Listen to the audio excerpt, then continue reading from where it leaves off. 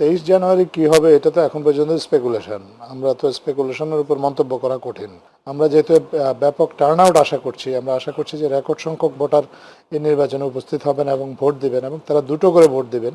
একটা নির্দিষ্ট কেন্দ্রে বা নির্দিষ্ট আসনে কী পরিমাণ ভোটার আছে, কী পরিমাণ ভোটার উপস্থিতি হয়, ভোটার কী পরিমাণ ভোট পড়ে তার উপর নির্ভর করবে। কিন্তু এটা জাস্ট পরবর্তীতে যাতে কোনো ধরনের সংশয় না হয় বা পরবর্তীতে এগুলো নিয়ে যাতে কোনো কনফিউশন না হয়, যেটা বাস্তবতা সেটা সবার সাথে শেয়ার করাটাই আমরা মনে করেছি যে যথার্থ। জি। এবং সেই দৃষ্টিকোণ থেকে এবার যেহেতু আপনার জাতীয় নির্বাচন এবং গণভোট একসাথে হচ্ছে এবং দুইটা ভোট সিমালটেনিয়াসলি কাউন্ট করা হবে, এবং অনেক ক্ষেত্রে ভোট গ্রহণও নির্ধারিত সময়ে শেষ করা যায় কিনা আমি জাস্ট জানি না, কারণ কেন্দ্রে উপস্থিত হলে তো একজন ভোটারের ভোট নেওয়াটাই বোধহয় সময় লেগে যাবে নর্ম, যতটুকু জানি। কেন্দ্রে উপস্থিত যিনি লাইনে দাঁড়িয়েছেন তার ভোট না নিয়ে তো আপনার ভোট গ্রহণ শেষ করা যায় না। তো এখন আমরা যেহেতু ব্যাপক টার্ন আউট আশা করছি, আমরা আশা করছি যে রেকর্ড সংখ্যক ভোটার এই নির্বাচনে উপস্থিত হবেন এবং ভোট দিবেন, এবং তারা দুটো করে ভোট দিবেন। তো এইসব ক্ষেত্রে সময়ের বিষয়টা আমাদের সবারই মাথায় আছে। জনগণ যাতে পরবর্তীতে কনফিউজ না হয় বা কোনো ধরনের এ বিষয়ে বিভ্রান্তি তৈরি না হয়, সেজন্যই এই বিষয়টা আপনাদের কাছ থেকে আপনার সাথে শেয়ার করা। এবং এখন এটা কতক্ষণ বিলম্বিত হতে পারে, এটা তো যেই নির্বাচনে কোনো ভোট হয় না, আপনার বিজয়ী প্রার্থী আগে থেকে নির্ধারণ করা থাকে, সেই নির্বাচনে অনেক সময় আপনার রেডি ফলাফল ঘোষণা করে দেওয়া হয় বা করার সুযোগ থাকে। আমরা অতীতের কিছু নির্বাচনে এগুলো দেখেছি। কোনো কেন্দ্রে 2000 ভোটার থাকতে পারে, কোনো কেন্দ্রে 5000 ভোটার থাকতে পারে। তো এখন যে কোনো কেন্দ্রে 2 ঘন্টাতে ভোট গণনা শেষ হতে পারে, কোনো কেন্দ্রে 4 ঘন্টাও লাগতে পারে।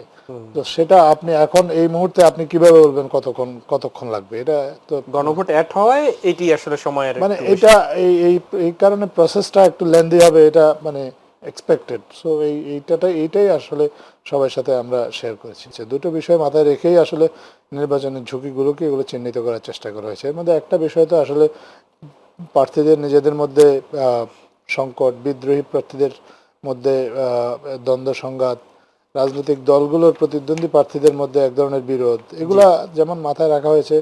আর একটা পক্ষ তো আসলে সক্রিয় আছেই, যারা আপনার চায় না নির্বাচনটা হোক, এবং তাদের তাদের পাশে অনেক বড় শক্তি কাজ করছে, তাদেরকে প্রকাশ্যেই নানাভাবে ইন্ধন দিচ্ছে বা তাদেরকে তাদের নিয়ে সংবাদ সম্মেলন করার জন্য তাদেরকে স্পেস দিচ্ছে। তো এরকম যখন মানে কিছু শক্তি তাদের সাথে সংযুক্ত হয়, আপনার তখন তো আরেকটা বাড়তি ঝুঁকি তৈরি হয়। তো দুটো ঝুঁকি আসলে মাথায় রেখে আইন শৃঙ্খলা রক্ষাকারী বাহিনীকে কাজ করছে। তবে ঝুঁকি দুই রকমের হলেও মোকাবেলার পদ্ধতি কিন্তু একই রকম। যারাই এই নির্বাচনে কোনো বাধা সৃষ্টি করবে বা যারা নির্বাচনে শান্তি শৃঙ্খলা বিঘ্ন করার চেষ্টা করবে বা যারা ভোটারদেরকে ভয়ভীতি প্রদর্শন করবে বা প্রতিদ্বন্দ্বী প্রার্থীদের উপর হামলা করবে, তাদের সে যেই হোক, তার তো আসলে অন্য কোনো পরিচয় দেখার দরকার নেই। তাকে শান্তি শৃঙ্খলা বিঘ্নকারী হিসাবে দেখেই আসলে তার বিরুদ্ধে যথাযথ আইনানুগ ব্যবস্থা নিতে। না, দেখেন 23 জানুয়ারি কি হবে এটা তো এখন পর্যন্ত স্পেকুলেশন। আমরা তো স্পেকুলেশনের উপর মন্তব্য করা কঠিন। তবে এর আগে তো রাষ্ট্রীয়ভাবে এই প্রসঙ্গটা তোলা হয়েছিল এবং সরকার প্রধান পর্যায়ে বলা হয়েছিল যে রিকোয়েস্ট করা হয়েছিল যে মানে উনি যেন কোনো প্রভোকেটিং বা উস্কানিমূলক কোনো বক্তব্য না দেন। ইন্ডিয়ার পক্ষ থেকে বলা হয়েছিল যে এটা তাদের হাত নাই, এখানে উনি ওনার নিজ ইচ্ছায় উনি বক্তব্য দিচ্ছেন। আমরা আশা করি যে বাংলাদেশের শান্তি শৃঙ্খলা বিঘ্ন হয়, নিশ্চয়ই এরকম কিছু ভারত চাইবে না। কারণ বাংলাদেশের শান্তি শৃঙ্খলা বিঘ্ন হলে, বাংলাদেশে যদি কোনো অস্থিরতা তৈরি হয়, তার আঁচ তো ভারতের উপরে পড়তে পারে। এটা মানে নর্মালি আমরা যেহেতু খুব নিকট প্রতিবেশী, আমাদের বড় একটা সীমান্ত আছে।